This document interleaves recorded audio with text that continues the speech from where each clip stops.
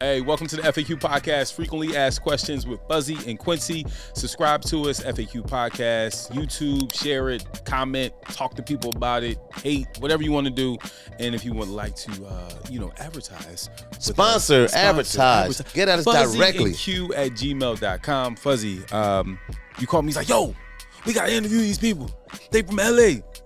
They doing all these great things. I was like, all right, Fuzz. He was like, man, but they got beer. I was like, I drink. You don't drink. I don't drink, but I love the movement. Yes, we have Benny and Tio from Crown and Hops. Let's give it up for them. Hey, thank y'all for coming by. Thank y'all. And I know y'all told y'all story before. You know what I'm saying? We seen all these videos. It's like, hey, we started this because of this, but it's very interesting. Is that all we said? No, we seen it. You started, but it's like, hey, what we do. We can close the gap. You know, $8 trillion.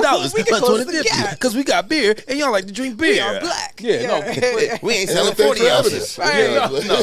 But it's I'm very obsessed with black people that go into spaces that we are not normally underrepresented. Yeah. And you guys are doing that. So like we all drink beer. We usually be like, oh, just Yeah, but I get it. Do y'all eat crabs out here? Do we eat crab? Yeah. Oh, I'm just saying, cause like, do you know where our people migrated from? I'm just saying, like, yes. We Louisiana peoples. So like, that's what we do back home. We eat crabs. We have beer. You know what I'm saying? It's a thing. He's from Philly, first of all. I'm from Philly. I'm originally from New York, so yeah. Okay. Yeah. Shiki, let me tell you. So earlier we tried to get, we were ordering some fried fish. I said, I want filet of sole. He goes, what's that? He said, I know sole. I know. Right, but you were like, okay, then tell him, give me some flounder. I said, bro, they don't have flounder. But he tried to make it seem like flounder was like this bougie fish. I'm like, nah, it's flounder. I'm saying, bro, it's either, I said catfish, red snapper, or filet of sole. I forgot I was you in LA? I was LA on the fried fish. Yeah. I understand. Thank you. I get it. I wasn't in the Atlantic. I forgot we're at the Pacific. At least he didn't say cod. Yeah, exactly.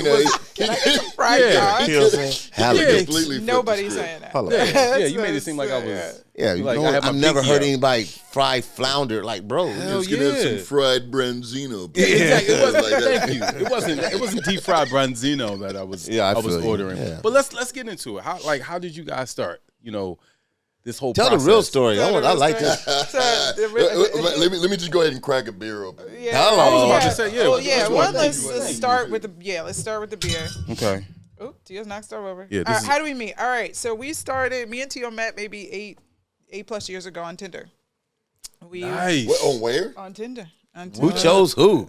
We literally tell Yeah. people that we are the most successful, We're unsuccessful Tinder story in history. In the history of the And, planet. and with that said, yeah, crack a get beer. that sound. That's the successful sound. So y'all met on Tinder. We met on Tinder. Went out, dated. Dated for a little while, dated for a few years. And while we dated, Tio introduced me to beer. And it's crazy because Fuzzy, Black when man. we met, and I was at Beats, because, if everybody that doesn't know, me and Fuzzy used to work together at Beats. Yep.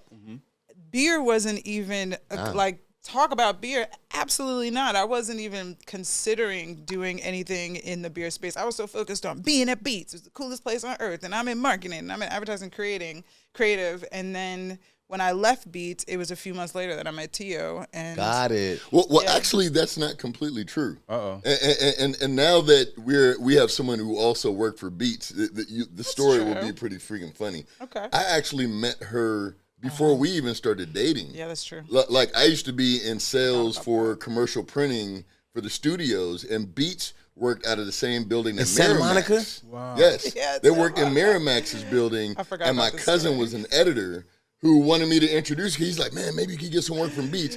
This motherfucker ignored the hell out of me. Like, I felt like I wasn't even standing there, so You I do just have sat that. there You do and have just that. waited for my turn to talk. How You- dare yup, you? yup. Okay. I And it's like, for real, absolutely forgot about that. it was only a handful of dope black females that worked at Beats with us. Like, She was I mean, a they're all jerk. fly, but I'm She was a saying. jerk. I was definitely not a jerk, was a but jerk. Fuzzy can attest to this. Working at Beats was fucking madness. Yeah, it was It was crazy. good. It was- So Taste the fruit. Sorry. No, Is it please. fruit? It's fruit. Is it my We'll break it We'll down. break it down. We'll break Yeah, it we'll get down. into it. But by the way, Q is drinking some BPLB hazy Good. IPA. We'll get into Brown that. people attributes love- of that in a minute. Black people love beer. Beer. Brown people love beer. Yep. Oh, it's a Damn. good beer. It's I'm not even. You fucking with it, right? I'm fucking with this shit. You want some, Chris? Like, you should really get some if you like. This is really good. He's like, if I'm gonna watch, you should probably be drinking. But no, so we sorry. that's how we did meet for the first time. that way. But when you working at Beats, it was just It was a lot going on. It was a lot, and it was like It was all pulling day. me in the middle of the day, like, hey, come downstairs, meet my cousin about something that I didn't even control at the time. So, But it was, okay, yeah. But so you met her before the Tinder, but then is that why either one of you guys saw each other on Tinder? We didn't realize we knew each other. It was a coincidence. So to be clear, he was bragging to his cousin about connecting with me on Tinder. Absolutely. And his cousin was like, dude, you know her. Like, you've met her before. And that's when we put 2 and 2 together. And we were like, oh, okay, we've met before. No big deal. Y'all not paying me to say this. It's a very, because like beer, I can only do select beers. Yeah. But this has a lot of flavor. So, I want to. We'll probably go in and out of the conversation about beer. No, I mean, come on. That's why we are in the building. And thank you for saying that. One of the things that we realized is that Black and brown folks have always celebrated and rocked premium shit from clothes to music to you name it. But yet we let big beer companies market the absolute worst product to us. Yeah. And that's why we actually even brought some ingredients for you to really get an understanding of how we select our recipes and how we build our recipes, so you can understand, like, we think this through from beginning to the grain to the hop profile to the artwork. It's a craft. It's called craft beer for a reason. So we saw that there was a missing craft beer representation as far as dope people doing dope shit in craft beer, and Benny and I filled that gap. So you're tasting the result of it. How long y'all been doing this?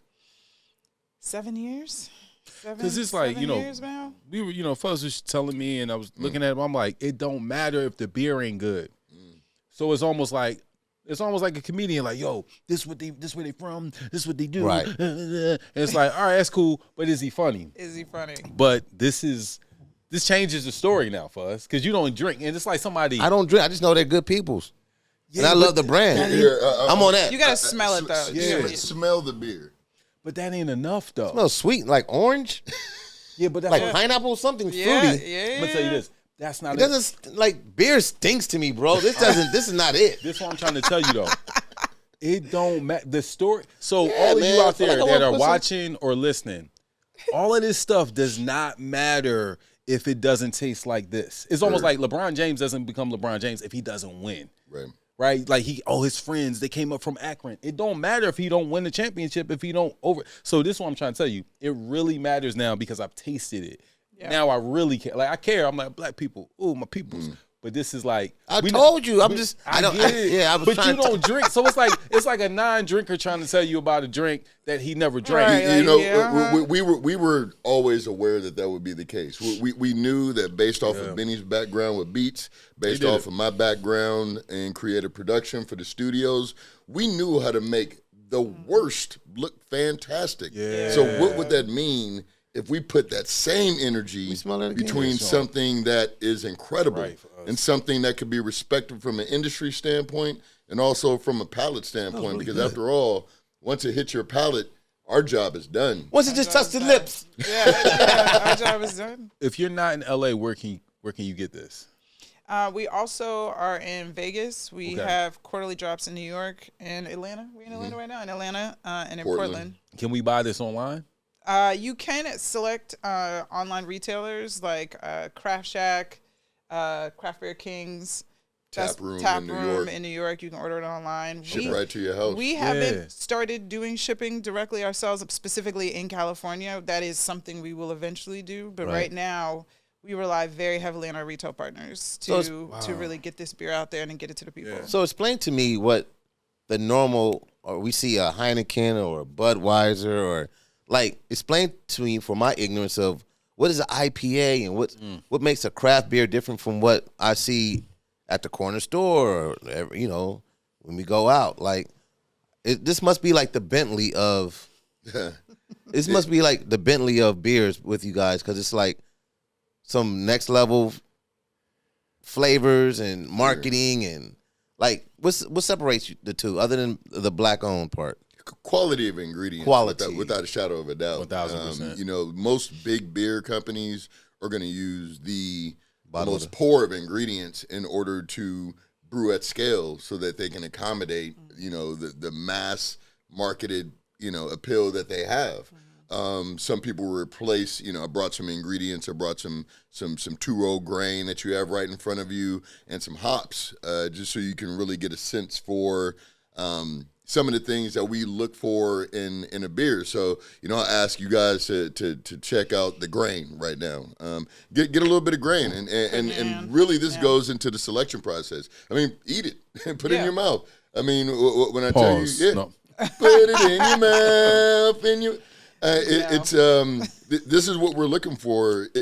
Beer is made out of grain. Yeah. It's made out of grain. Yeah. So at the end of the day, if this doesn't taste good, then why would we put that into a recipe and expect that it is not going to come granola. out? You know, nice little granola mix. Yeah. So ultimately, it's the quality of ingredients.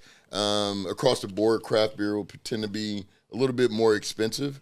But the reality is, people of color have never really been given a choice, and if the only thing in your corner store, the only thing in the market that you're living next to, in addition to the fact that we're living in food deserts, the likelihood that we're going to have a quality craft beer is slim to none. Yeah. So to answer your question, the quality of ingredients, and the amount of the ingredients that we use. The next thing that I'll point you to are the hops. Don't eat those. Okay. So what is this?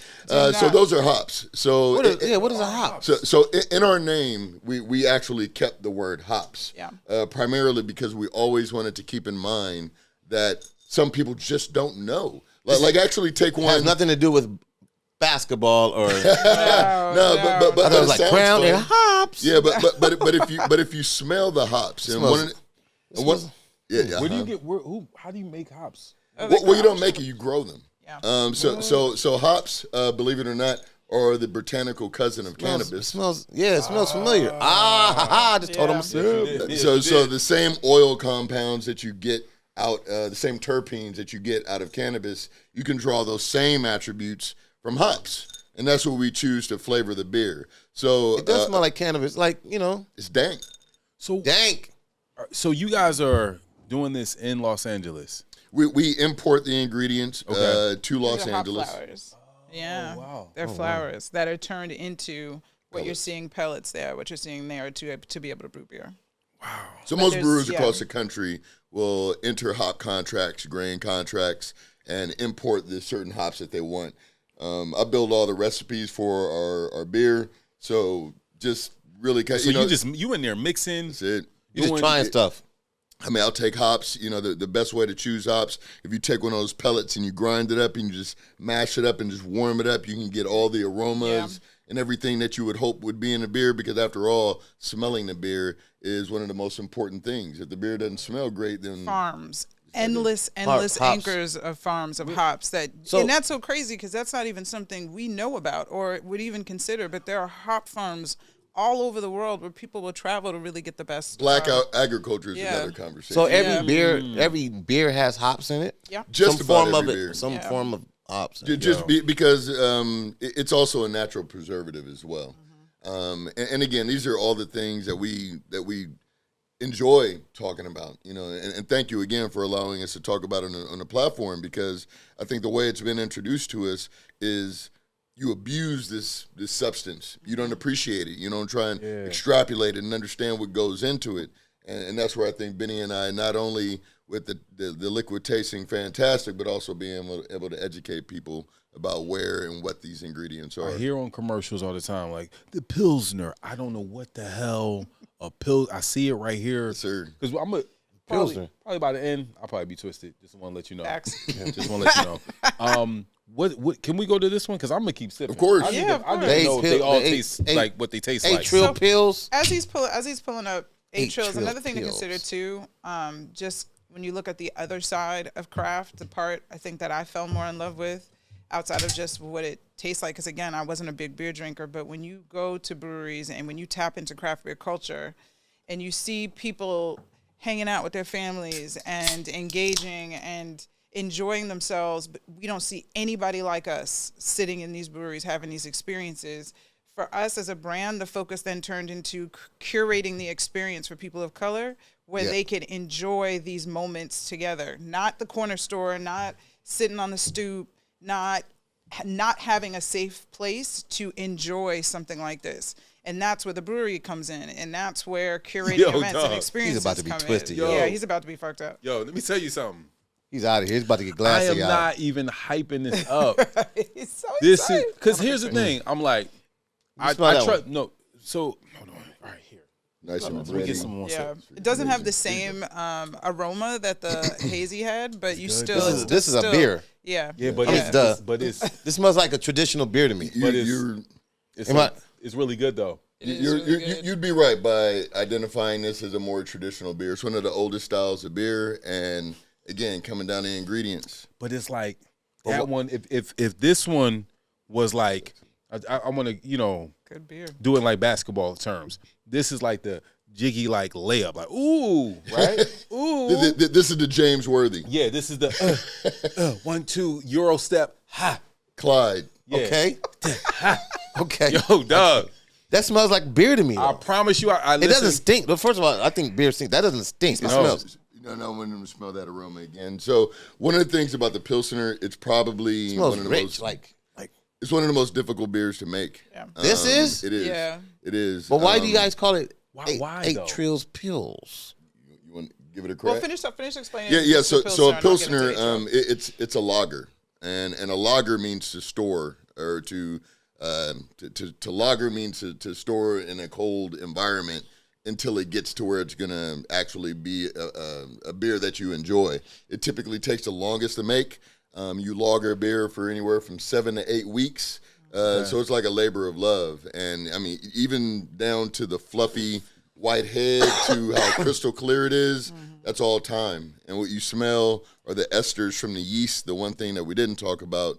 The yeast do all the magic, I could go down the craft beer nerd rabbit hole. But there's a lot of yeast in beer. Well, I mean, when you think about it, yeast is a living thing. So when you take these grains and you get your wort, you get essentially your grain water. You introduce your hops for the flavoring, and then you introduce yeast, which is an organism, and the energy of it multiplying and eating and making love and getting excited and expanding. That energy. You guys' adjectives are on point. Yeah. I got to ask because I'm feeling it now. I was going to ask her earlier. Oh, he's saucy, bro. I'm not saucy. Not yet. Is it tough because to have other, and this is off basis, but I just wanted to know. It's a frequently asked question. Yeah, we can ask. Is it tough?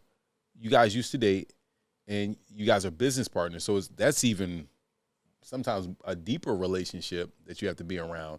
That is it hard to have other relationships past what you guys have had because people are like, oh, you business partners right for the juggler. Yeah, I mean, I'm drinking. Y'all, it was the Pilsners. What? You kidding me? Keep it 100. I mean, not for me. I mean, come on. Here's it. For me, it was okay. For Tia, I don't know. Might have had some more difficulties.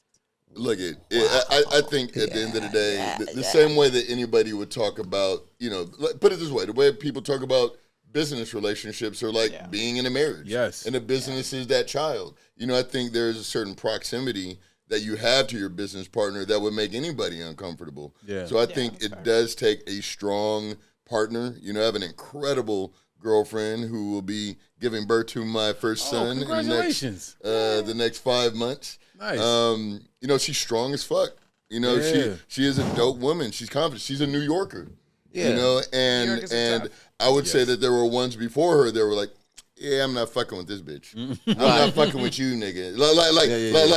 They immediately really like, I am not up for whatever this may be because, of insecurity. But Benny ain't messy. She straight shooter. Straight shooter. She's a straight shooter. Like, you're not messy. I think it's hard though for like all the previous ones, like because I am a straight shooter, like, and we are close. You know what I mean? Like we talk 1,000 times a day. So even if it's just, no, it's true though. Even if it's just business, I think it probably was hard for some of the women to just be able to be okay with. We're just having business conversations. Like there is absolutely nothing going on. Yeah. We're just talking business, and we talk frequently because it's a startup. And when you have a startup, and when you have the kind of energy and movement that our brand has had, where we've put ourselves in the face, the front of all conversations, and we make ourselves available to be present and to represent the brand, it does take time from your personal lives. But I think to Tio's point, his girlfriend was, it's love, and you gotta push through it. Yeah, you gotta push through it, man. Yeah, you gotta push through it. But it also, and I think again, business and our relationship, it's about boundaries as well, setting them. If you have a phenomenal business partner, I don't give a shit how close you are. You have to have boundaries so that you all can come back the next morning and start it all over again. It's a grind, but if you grind it too hard, then you won't have anything left. And I think that's something that we've learned as partners in general, Are you guys looking for investors? Are people? Yeah. So we just closed our equity crowdfunding raise. Damn. Yes, we are the first Black-owned, female-owned, veteran-owned craft beer brand. The press release dropped too. So. Right. To raise over $1 million in equity crowdfunding. And for those who don't know, we opened up to the community an opportunity to own equity in the business. Again, we built this entire brand. I don't even think we got into that. We built this 7 years ago, focusing on community first. We curated experiences, events, content to show people what we look like inside of it. Like all the questions you have today, both of you have today, the same reactions and experiences you're having. We spent 3 to 4 years actually physically doing that work with people to introduce them to craft. We would have breweries come pour the beer, the brewers there to physically be there to answer any questions that you have, the shock and awe of it. And then once your mind is open to trying something new and trying something different, you'd be surprised what you just then open yourself up to. So today it's craft. Tomorrow it could be something completely different. It could be an amazing dish. It could be anything. And that's kind of what we do. So what is IPA? IPA. India Pale Ale. Mm-hmm. And I'll just give you the nickel tour on that definition. Mm-hmm. So way back in the day when the Brits were going over to India to trade for spices and jack motherfuckers for their recipes and shit like they always did, they would bring their beer. They would bring their ale. And what was happening is by the time they got to India, their ale was either going bad or it was running out. And they were like, look, we can't do this. We can't be going all this way and run out of beer because we can't get any coming back. So they went back to the brewers in Britain and were like, look, you need to do something with this ale to make it last longer and to make more of it. Mm-hmm. And what they did is they added more hops, which you have in front of you, those green pellet flowers, and they added more grain. And the hops inherently added an element of additional preserving of that beer, and it also inherently made it stronger. So what you have is a stronger, over-hopped beer. So what ended up happening is when they had this beer, made it all the way there, they were good to go, they came back, they were, go back to their local pub, and they're like, yo, so can you give me another ale? And they would give them an ale, and they're like, no.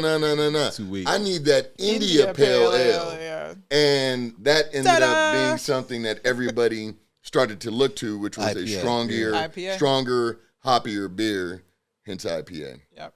I'm going to go back to this question. How do, because I think I was asking it incorrectly, how do the FAQ podcast, how can we get into, investing into, I'm telling you, dog, this shit's crazy. I'm trying to tell you, bro. Yeah. Is it because I've done a photo shoot with them? So the first one. It's like I'm in the campaign. I'm in there.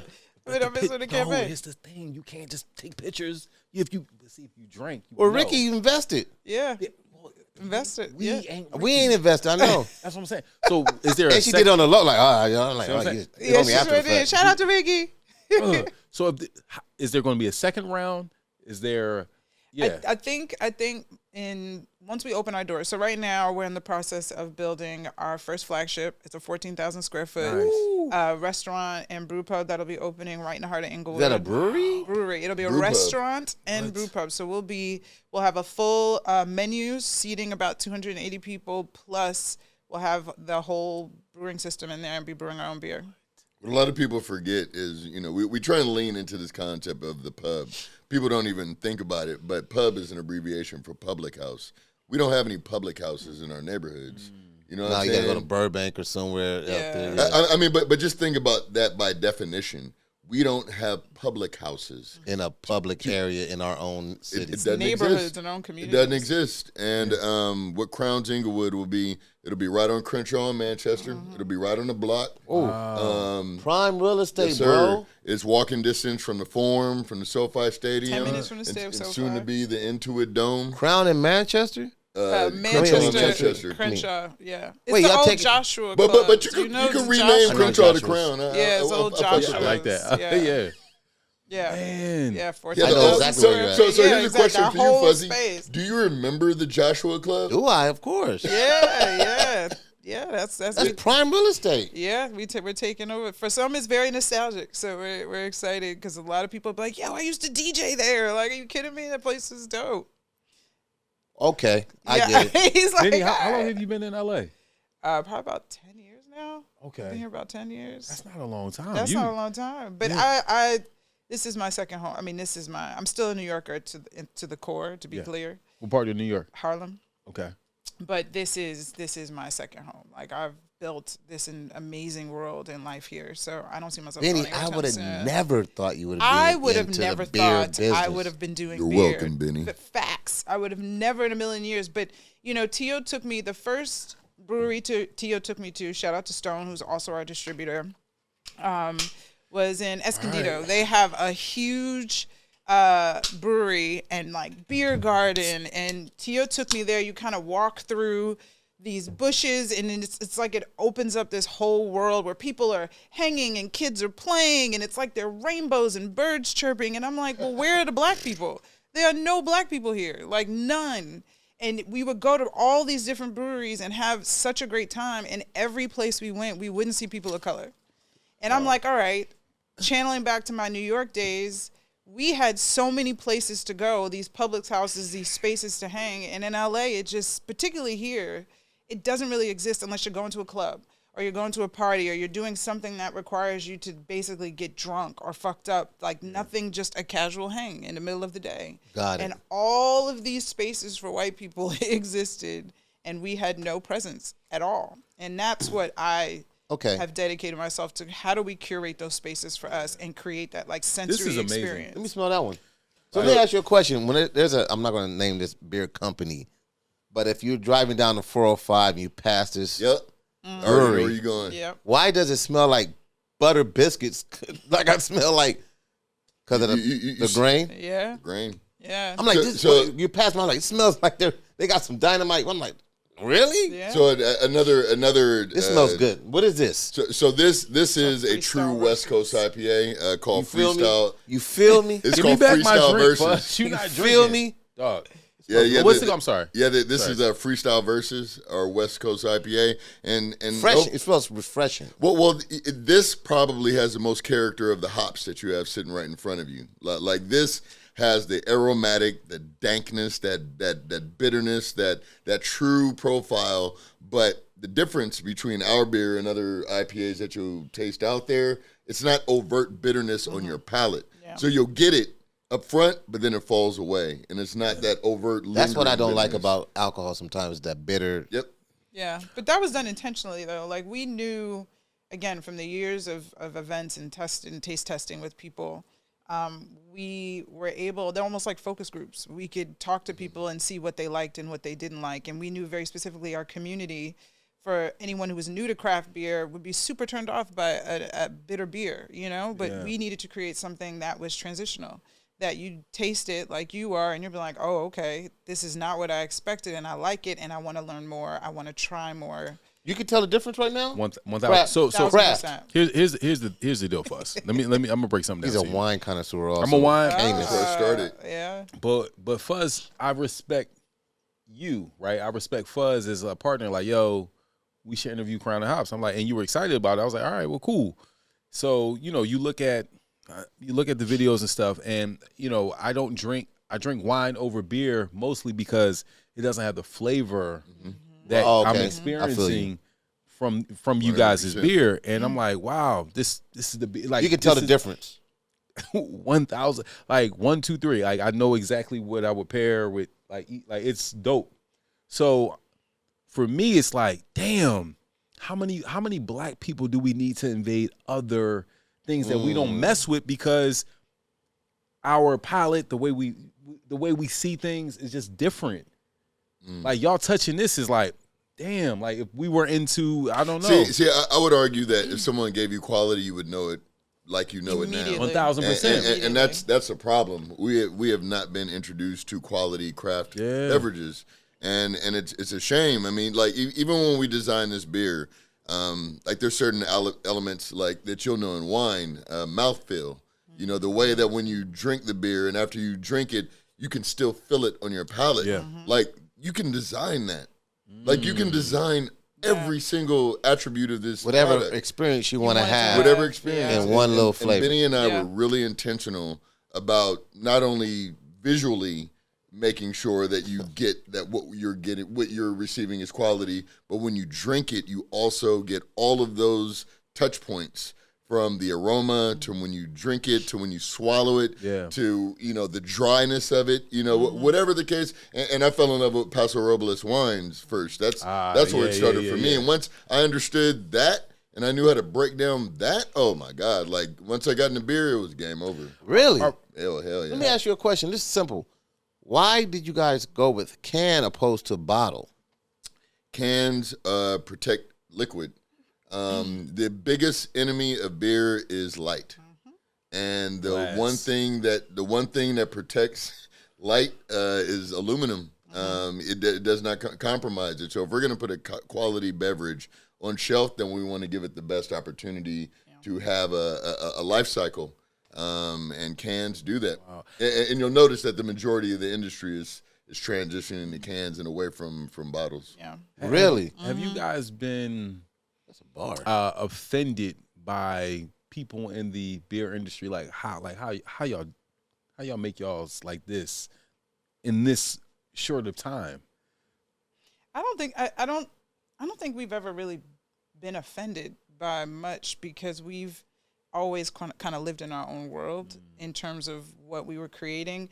We aren't the first Black craft beer brand by any means. Got it. But we were the loudest and most audacious. And I think we don't really care what anybody else says or what anybody else does because we are leading from the front and we are creating our own space at a table that didn't exist for us. So you don't hear it and you don't see it. And no one is here to tell us what we're doing is wrong. It's our world to experiment and it's our world to create, and we lead with that. So I don't know. Has anybody ever? I mean, also the lens we look through shit in. I mean, you have a woman, a Black man. I'm a veteran. You know, a father. We both really enjoy. Thoughts on? I mean, let's be clear. The lens that she looks through things in terms of totally different, bro. Like totally different. Literally, she started with working with freaking Damon John at Fubu. Wow. You know what I'm saying? I mean, it's like, just the attention to detail, you know, like that in itself says this is ready to present to the people or not. Yeah. And to be able to say, no, this is not ready, takes courage, it takes experience. Yeah. And we use all of that in this product. So when you talk about like being in spaces where we haven't been, it takes that. We both went to HBCUs, you know. Spelman. Howard. Yeah. HU. For all the people in the audience. Spelman does not have a calling. I need to really just make something up. I feel like still, based off of your geography skills, like I still even wonder if you went to college. All right. Like it's like, Jesus. To be clear, the average New Yorker has absolutely no idea about any other state other than New York. That is for facts. Y'all don't care about any other state. We don't give a damn about any other state other than like New York, Miami, Atlanta, and maybe LA. I just joke, to be but clear. that Spelman camp, oh my God. Man, we're pretty strong. We're like an army. Up, bro. They stick together. Oh my God. Felicia went to any fraternities? We were same graduating class. Oh my God. No, I didn't. Okay. But here's the thing too. Both me and Tio we come from legacy, and Tio will tell you about his, and it's gonna absolutely blow your mind when he taps into where he came from. But my mom used to be manager of event marketing for Philip Morris growing up. So she used to run all of the programs for Benson and Hedges, Marlboro. So I don't know. You saw that. Listen, Benson and Hedges Rhythm and Blues Tour. My mom started the Indiana Black Expos in Indiana, where they used to do those free concerts in the park. She started that programming. So, like, I traveled with her, watching her create experiences for people of color from a very, very young age. So for me, it was almost natural to be able to have these kinds of things for us. And then to come into a world where I was in advertising and marketing and we didn't really have the same kind of power or control of the advertising spend, or the dollars, or the experience, it was inevitable that I would eventually come into this space. And then my dad was the manager and founder of the Commodores. So did I ever tell you that? I saw that. I think I saw that. So I have that whole like musical, and he was the first, if I'm not mistaken, he made sure they owned all their own masters and pushed for that. What's your dad's name? Benny Ashburn, my name.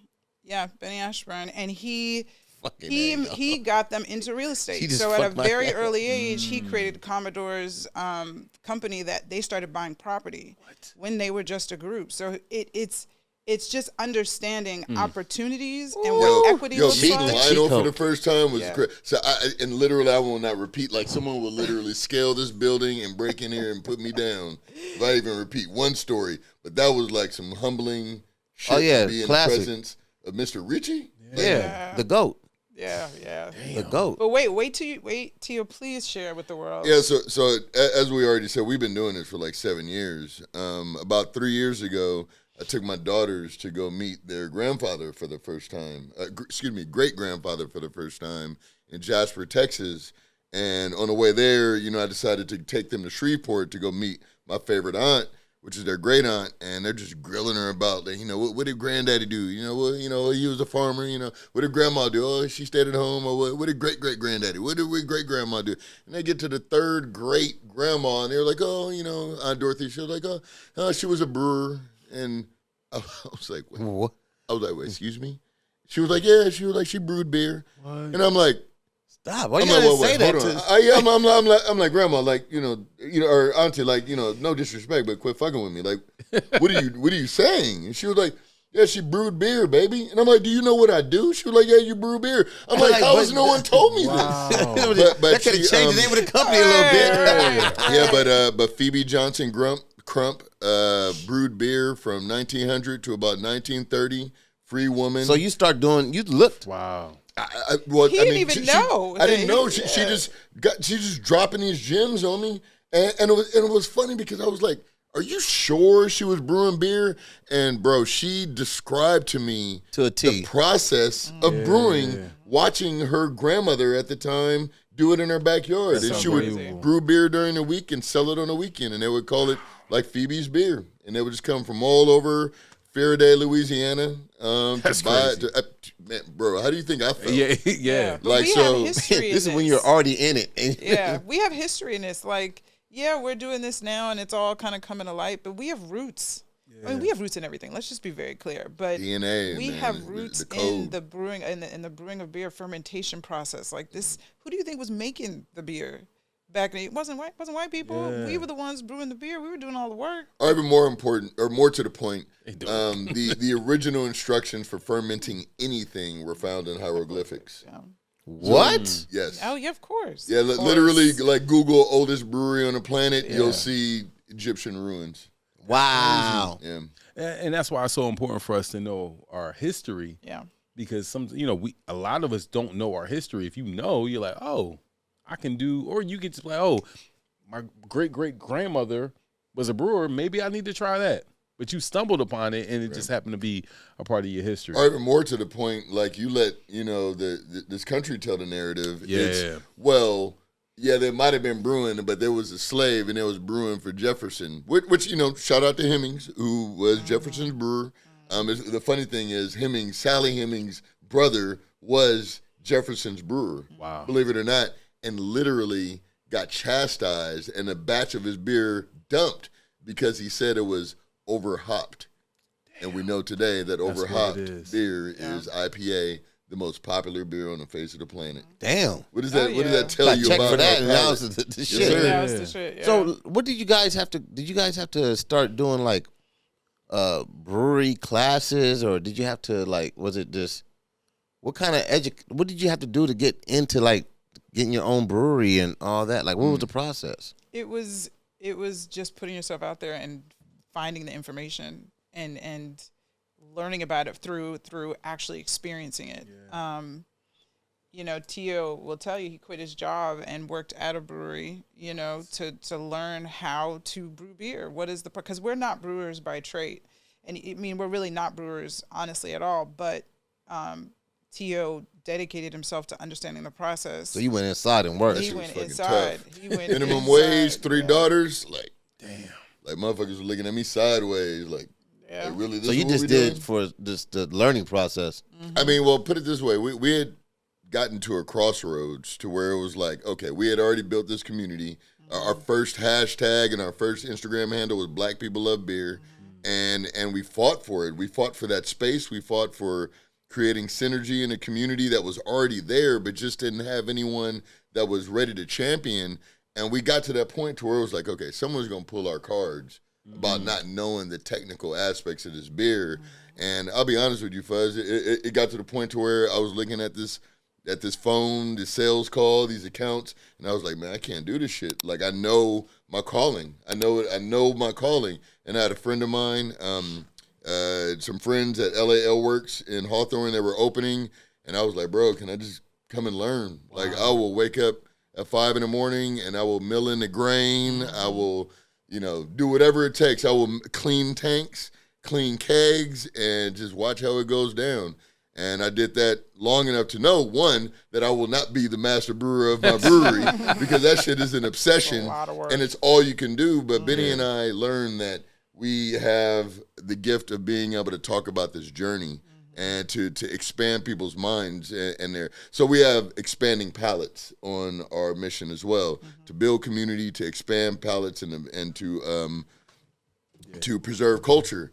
And to expand palettes means not just a physical tasting palette, but also the psychological palette.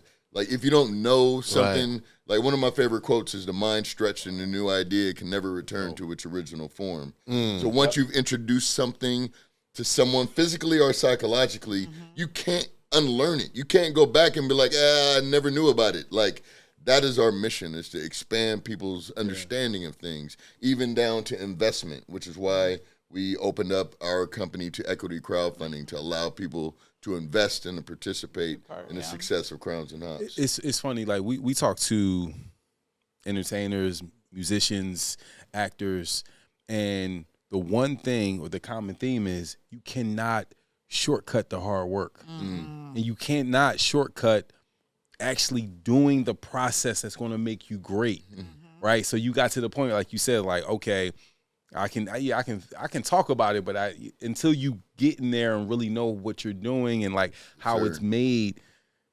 it's only going to go but so far. Right. Yeah. Right. Yeah. Be about it. You gotta be about it. And that's what we've been doing for the last 7 years, and it still doesn't stop. I mean, we still haven't even actually opened up a physical space. There's an entire learning curve that's about to happen when we open up a restaurant. You have a date? We're looking at soft opening in September, which is right around this year. Of this year. That's fast. We got to be out there for us. Right. So you guys are going in there doing stuff already? Oh yeah. It was plan submitted. Hopefully start building really soon. But when we always say, like, damn, it feels like we're just starting, because this is going to be the first of many spaces that we are going to open. This is just number one. You're ready, y'all. This is right. This is just number one. And now we have to teach ourselves how to run a restaurant, how to create. I think I was just emailing today about setting up the employee program. Like, we have to do our employee handbook and create incentive programs, and people's lives we're going to be responsible for people's lives and their families and their livelihood. So we now have to teach ourselves how to be able to manage that successfully and create careers and opportunities for people in a space that they've never been in before. So how do we create this world where they feel like they can work here safely and then grow? Like, it's not just be a bartender or a beer tender or be a server and leave, but we want to create careers. And for the community. Right. So that's, now we're teaching ourselves how to run that business. The stats are crazy, though. Yeah, the stats are crazy.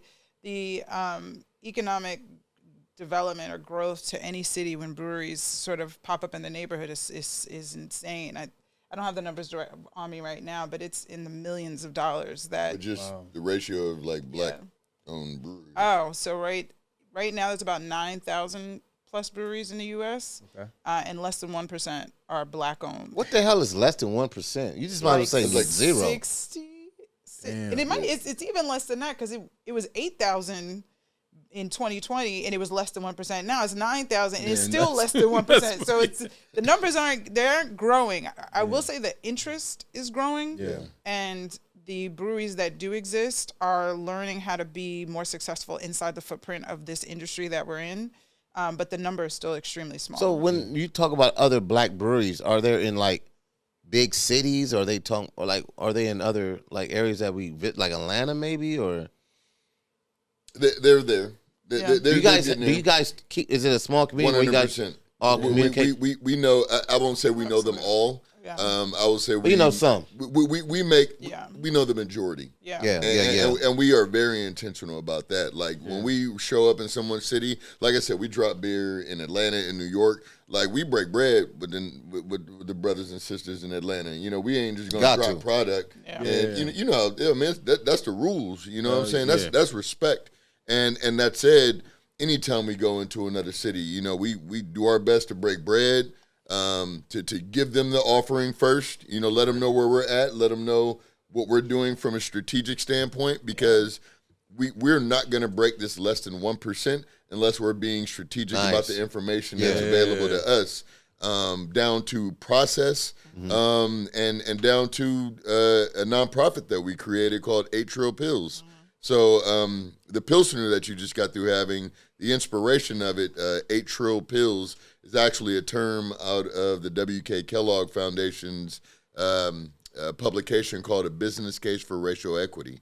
And it states that if you start focusing on racial equity today, which means eliminating the disparities that make people of color be more productive, that the country stands to see an impact of $8 trillion to the national GDP. Trillion. 8 trillion. Yes. Mm-hmm. So once we saw that, it was like, oh my God, like everybody's having these D&I conversations about diversity and inclusion. Yeah. But the reality is, it's just a conversation about making white businesses more colorful. It's not talking about empowerment. It's not talking about changing the what it means to reduce the inequities that are about access to resources. Yeah. So we created a nonprofit. We brewed 8 Trills in Scotland, in Berlin, in Columbus, Ohio, and in Inglewood. And we donated the proceeds to organizations focused on racial equity. And then we also created a fund. Yeah, we created a grant. So one of our first investors is a company called Brewdog. They're one of the largest independent craft breweries in the world. They're based out of Scotland. Scots. He's terrible. Open bank. It's terrible. I can't. It's so fucking hilarious. Every time he fucking. But I saw in one of the videos you guys went in front of Brewdog. So it's crazy. The very first the first recipe development was in Scotland with Brewdog. They flew us to Scotland. Because they have maybe over 200 plus bars and tap rooms around the world. Yeah. The beer that we brewed in Scotland, they were able to place in a few of their breweries in Europe. So we off y'all ingredient, y'all recipe. No. They took our beer and sent it to their Manchester location, their Edinburgh location. Was like, while you guys are here, let's just do a tour. So we traveled around and did tastings in these cities in Europe, and it was so crazy. It was like that's how you know what we're doing makes sense, because every time we did a tasting, there were always people in the brewery that were like, I get it. I fucks with y'all. Like, yes, thank you for doing what you're doing. Like, we need this. This doesn't even exist here. And to see us, a man and a black man and a black woman representing this entire community where we don't see ourselves. Right. It doesn't matter what country you're in. There was a moment we were in London and we were at this festival, and this one black chick, this queen, like came up to us in straight tears, bro. And she's like, I follow y'all across the pond. And like, I didn't even understand how I could make a space until I saw you all. And I mean, that shit was emotional as hell. Yeah. Like, nice. Like we're like in Cali and she's in the UK, like just trying to figure it out. Yeah. And she's like, Bro, that's all this shit is about. It's about dropping these breadcrumbs for the people that are hungry and audacious enough to pave a way for themselves, to pave a way for their communities.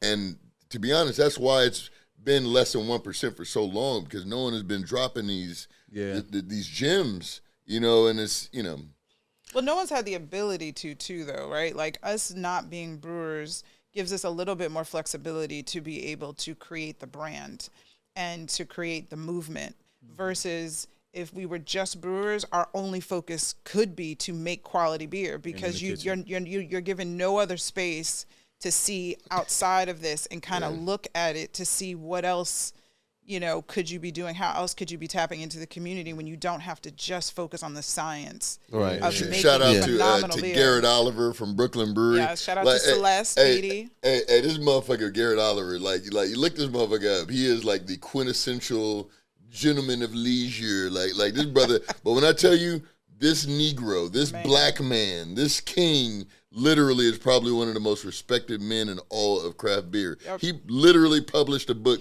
called the Beer Almanac. Wow. Like really?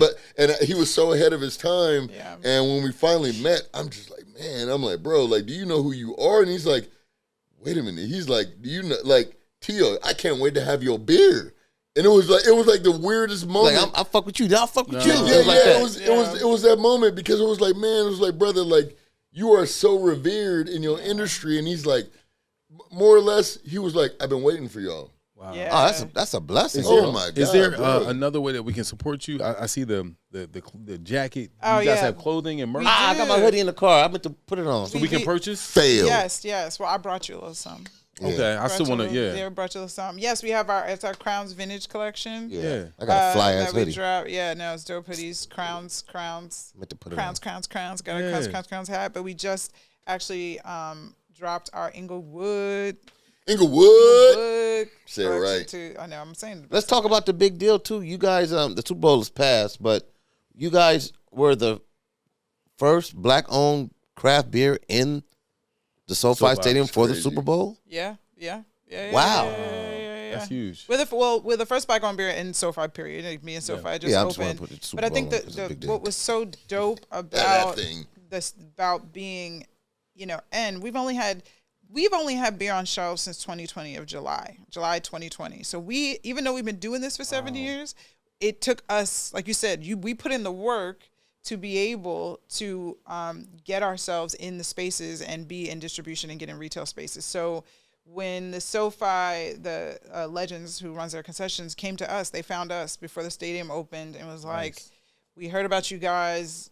Like, hell yeah. Come meet it. Right. Like, you guys are Inglewood, you're black, you're part of the community. We love what you guys are doing. We love your messaging. And then we did a tasting, and we have all this video footage of us over the last 7 years taking you on the journey of how not only did we learn about craft, but how we introduced so many new people to craft and, did a phenomenal tasting at the SoFi and killed it. Would y'all do a reality show? We are a reality show. We are a reality show.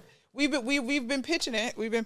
I think people want a little too much reality, and want it to be a little goofy. They want scripted, and that's not y'all really. Steve's. Yeah, I think if you just rock with us and watch us, it's just entertaining by itself. Q, I'm not done asking some beer questions. All right, so I noticed you guys got 4-packs. Yes, sir. Is that typical for craft beer coming in 4-pack? I don't buy beer, guys, so excuse me. It's sold in pints.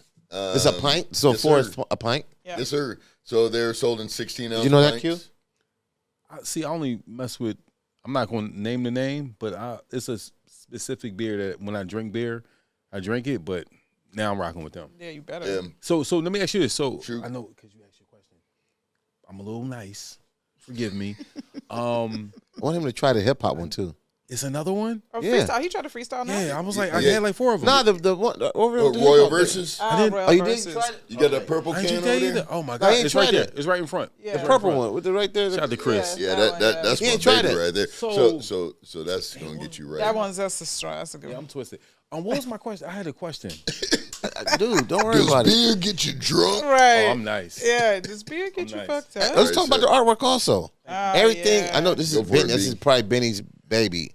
Your marketing. No, you know what? I will say this is Tio's beer, right? And Tio, I think we split it up in two ways. The curated experience is mine, and the physical connection with the community when we do events and stuff like that.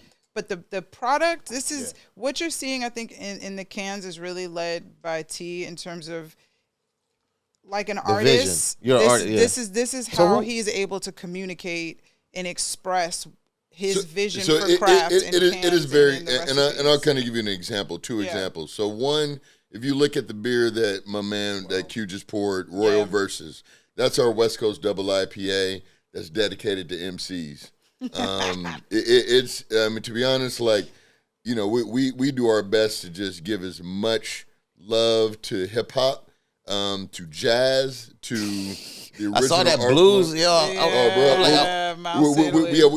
we did one called Miles to Italy, and actually now that this is out, we have a beer dropping next month called Green Sleeves, which is based off of my favorite John Coltrane song.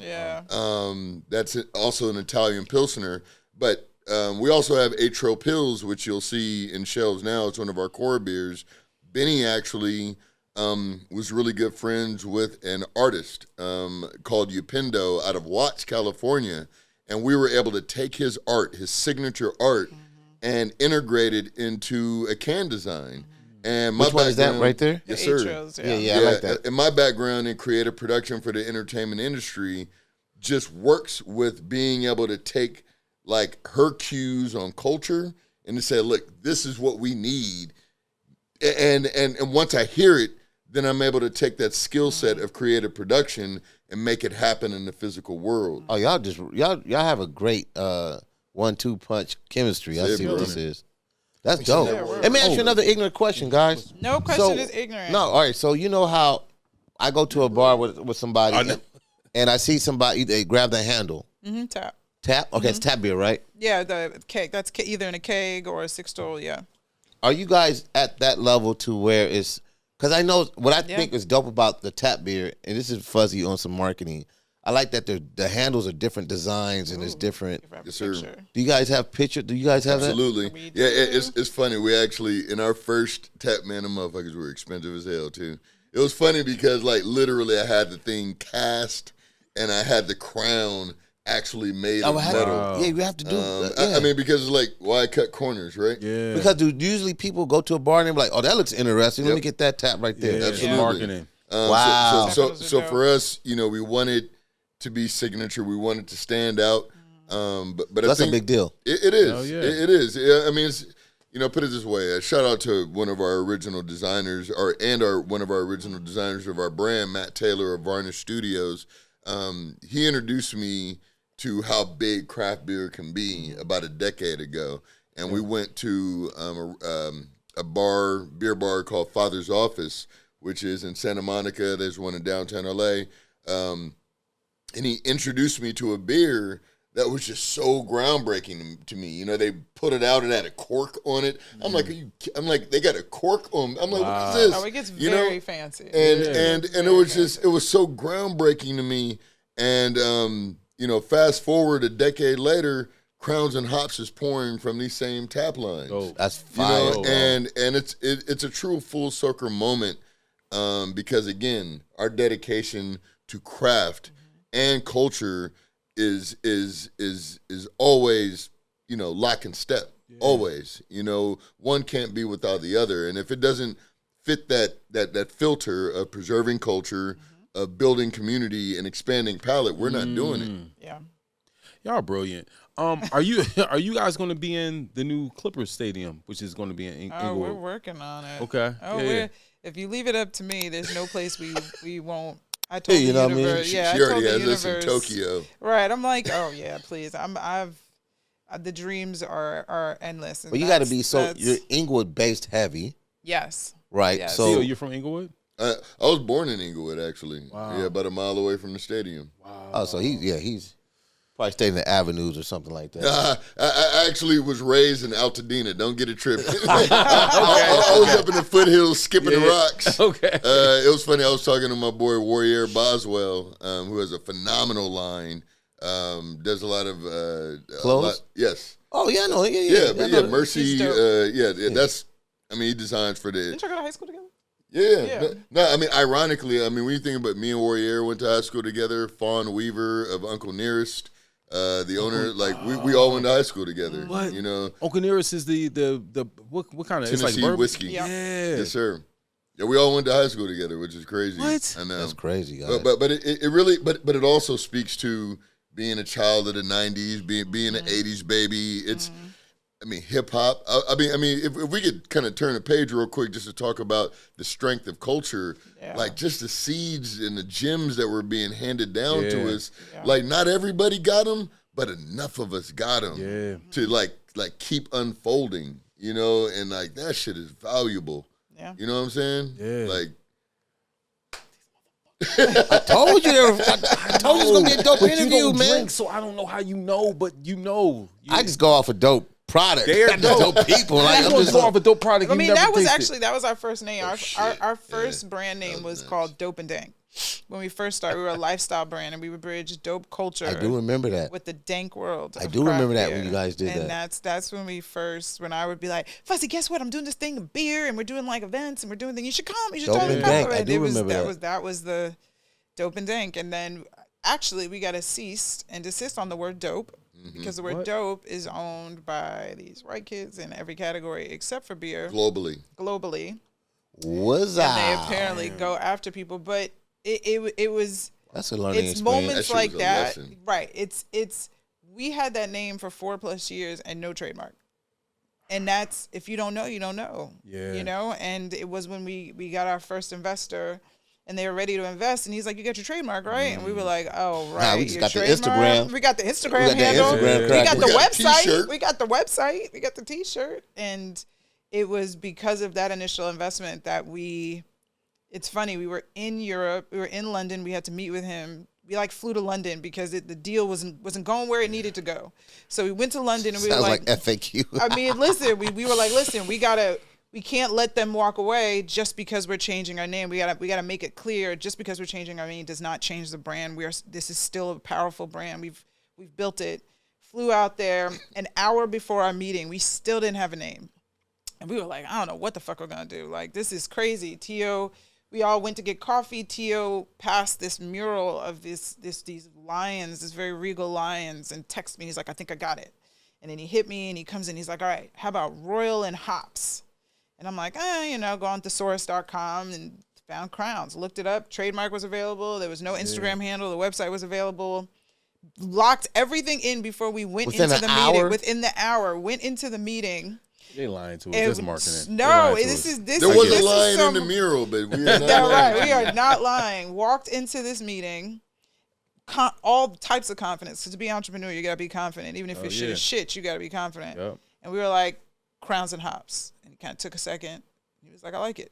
And that was the beginning of Crowns and Hops in 2019. Thank God for Dope and Dank being. Yeah. Right. I like Crowns and Hops better, though. Most people do. Yeah. You know, I think it speaks more to our Dope and Dank is more like it's universal. Dope and Dank is like, it feel like it's like weed and. Oh, yeah. We would do pop-ups and people would be like, so can I get that? Yeah. We're a beer company. Thank you. Yeah. Wait, so let's talk about the so you guys have to patent the recipe also? You can. So are you worried about like the one that smells like oranges? Like, nah. I mean, here's the thing. You're not tripping? Like somebody like. Here's the thing. It's just a brewer. Right? I mean, that's like. That's like, oh shit! But there's the lawyers calling right now. Did you say orange? Did you say dope? We own you, Negro. Did he tell you? That's funny. No, but the reality is, it is about experimentation.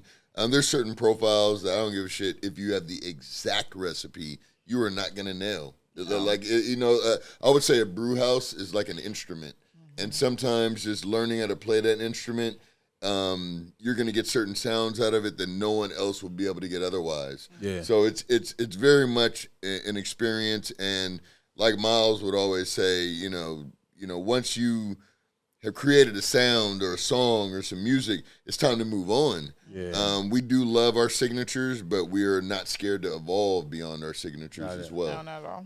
Are you developing more African American brewers? Because if it's less than 1%, what are you guys doing to expand just, through your business? So I think we're leaning more towards creating more Black entrepreneurs in the craft beer space. Okay. So that could be owning a bottle shop. That could be opening a distribution, company, sales. It's creating the larger ecosystem of craft beer, not just the brewers. And Garrett Oliver, who Tio was mentioning earlier, he created a program that focuses specifically on creating more Black brewers, like a grant program where he puts them in school. The funny thing is, it's called the Michael Jackson Foundation, right? But it's not Michael Jackson who you would think. Yeah. Okay. Michael J. Jackson is probably one of the most phenomenal beer writers in the industry, and it's funny. You got to throw that. I'm sure Michael B. Jordan is like, nigga, put the B in. It's the same thing with him. But that program focuses on teaching brewers and distillers that are Black and indigenous backgrounds. So we understand the pains of being the business owners, and there's so little support in the entrepreneur part of this. Wow. There's so little resources from funding to just creative marketing. Like, how do you make a good label? What does a good logo design? It feels so small, but it's the thing that changes your entire, trajectory of how successful your business is going to be. And there are very few resources that can actually support us. So that's our focus, is to create those entrepreneurs. And like the design of the can, is there a reason why the tops are gold? Is that just for it? That shit looks dope. Yeah. Just looks dope. Simple. Yeah. Dope. Yeah. Because you guys can choose anything to top it off with, but I see. And look, it is one of those things to where, Fuzzy, when it comes down to it, man, we want to be the example, not just in craft beer, but for people to lean into their dopeness, to lean into their culture, to lean into their ingenuity. Yeah. It's there. We're examples of it. That shit didn't happen overnight, though.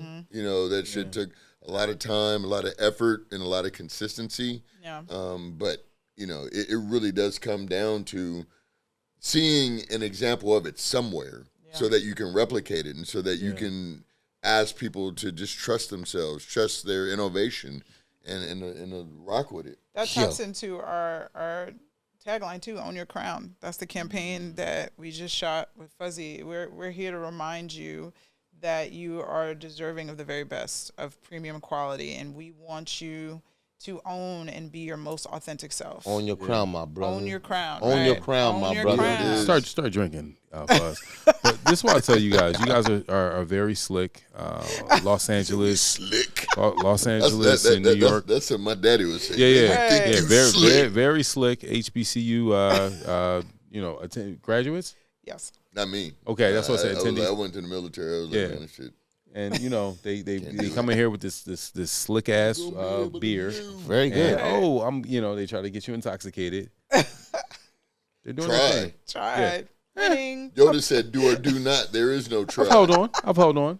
One thing, what advice would you give us, QDs and I are starting our podcast? What's the business side that you like? Some of the hurdles or some of the things you like, just keep. What's consistency? Consistency. You just everybody keeps telling us that. Yeah, it's like being married. You can't stop being married. Stuff gets tough. You got to keep going. Can't stop. No, I would even to that point. You just not have to keep going. You have to be intentional. Yes, man, you have to be so intentional about that shit. And I'm sure.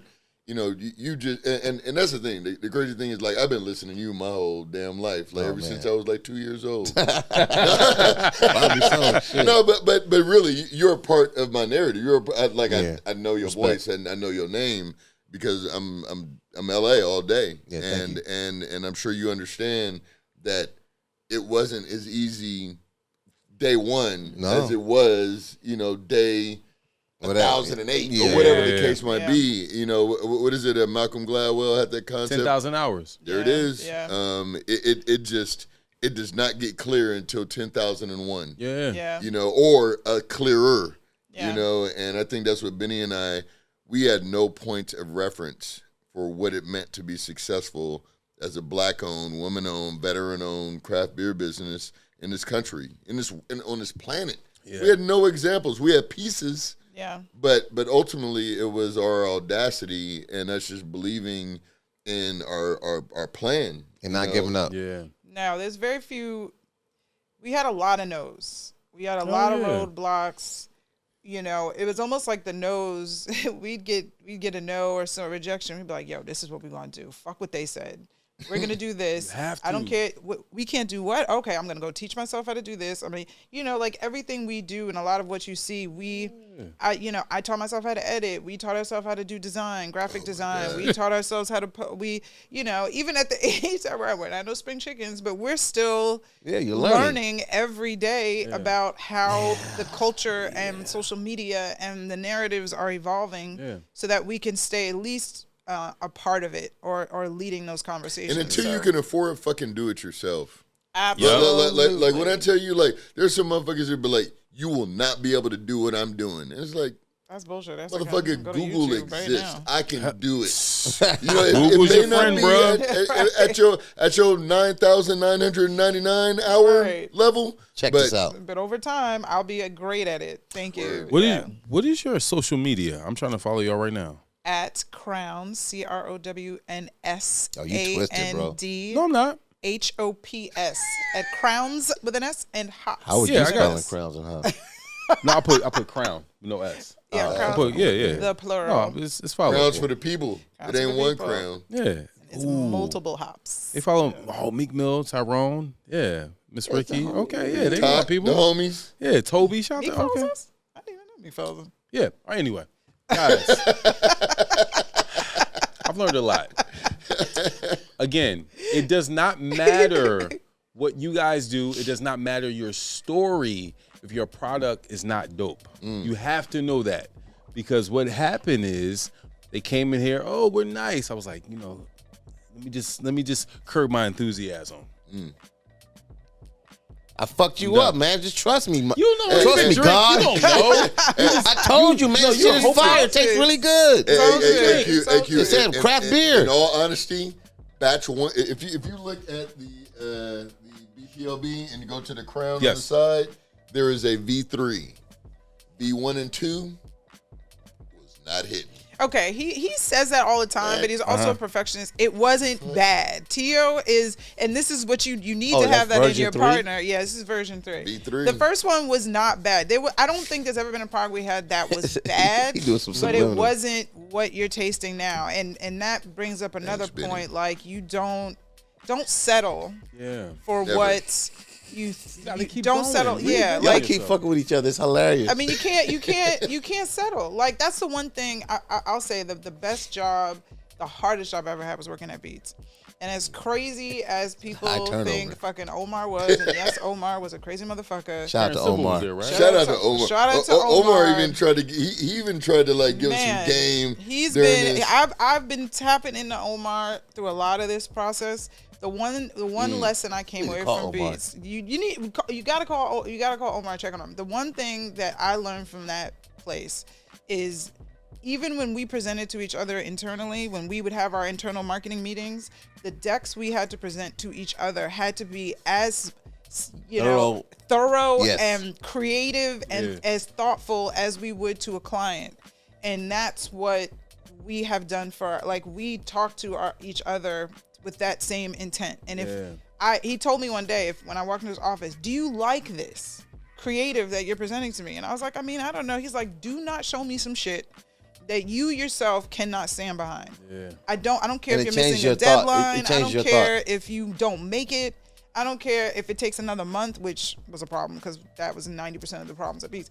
But the lesson learned was, if I don't fuck with it, then why am I presenting it if I can't get behind it? And that's, we have gotten into arguments about creative, but it's like, no, if you gotta love what you're putting out there. So no, don't just put out a product because you need to put something on the shelf. Just to meet the deadline. And see, and I would argue I got something, because I didn't know him like that. I knew him as someone who we were pitching for investment. And he probably taught me one of the most valuable lessons. And he's like, well, what's the business? Woo! And I was kind of like, well, yeah, we're dope. And this is what we do. And we look good. And he's like, but what is your business? Yeah. Bro, that same conversation we had with Charlamagne. We're like, we got a podcast. He says, where can I hear that? It says, it's on our Instagram. He says, it's not a podcast. I'm like, get that audio. And me and Q like, okay, we got to start putting this shit up. Yeah, we're right. Am I right? Yeah. What's your business? That fucked us up. I ain't gonna lie. I swear to God, that That's- fucked us up. Yeah, for 3 months we were doing Instagram lives thinking we had a podcast. Oh, Yeah, bullshit. facts. Yeah, no. We had a show. We'd have a podcast. At the end of the day, I don't care how many crazy. events we do, how many, posts we do on Instagram. This is a business. Yeah. We are doing this to create generational wealth for our families, for our employees. Like this is what we're building so that Tio can be the great grandfather to his kids and be like, oh, great granddad brewed beer and built an empire. I don't know. I love it. I love it. I love it. Oh, Great. thank y'all Word. for inspiring us. Like seriously. No, y'all just put a battery in our back. Y'all don't even understand it. And I don't even drink beer. Or just even just being intoxicated. It's whatever. Benny T, and I'm sorry because I call Benny Tio, but before but it's Benny Tio. I'm Benny. Thank y'all, Harlem, Altadena, 134, West Side. Thank y'all for coming by. This was dope. This is very LA. I just want to put that out there. Very LA. No. Has nothing to do with it's not Philly. LA. It's not. No. This is LA. No. It's Inglewood. Hold on, Benny, because her name's Doing business in LA. Doing business in LA. This is a American dream. This is American dream In story. LA, motherfucker. I just want to be very clear. It's about LA. Or as they say in Inglewood, if you from Inglewood, you don't say you from LA, you from Inglewood. Oh my God. Up to no good. Hello. I'm a little mad. Shout out to you. Mac Don. Yeah, What up? I'm a little mad at you, Benny, for That's what y'all saying need to tap in Inglewood. with. Y'all talk to Mac. I gotta tell me. You didn't talk to Mac. Not talk to Mac. I'm gonna hook it up. Don't even worry about it. But shout out to homie D Smoke. Like Shout out to family. D-Smoke. Like Shout out to he leaned D-Smoke. into it heavy. Dope. 1500 Sound Academy. Yeah, that's our guy. Like making just planting the seeds, but thank you very much. No, we appreciate we're it. grateful. Thank you guys. I'm about to tell everybody I know about y'all. Everybody. Everybody. Listen, FAQ Podcast, frequently asked questions with Fuzzy and Quincy. Please subscribe. If you want to holler at us, fuzzyandq@gmail.com. I'm done because I may start slurring. Yay. Oh my God. He's out of here. Yo, it was so hard for me to just do that last part. I just want you to know, I'm focused. Focused like her.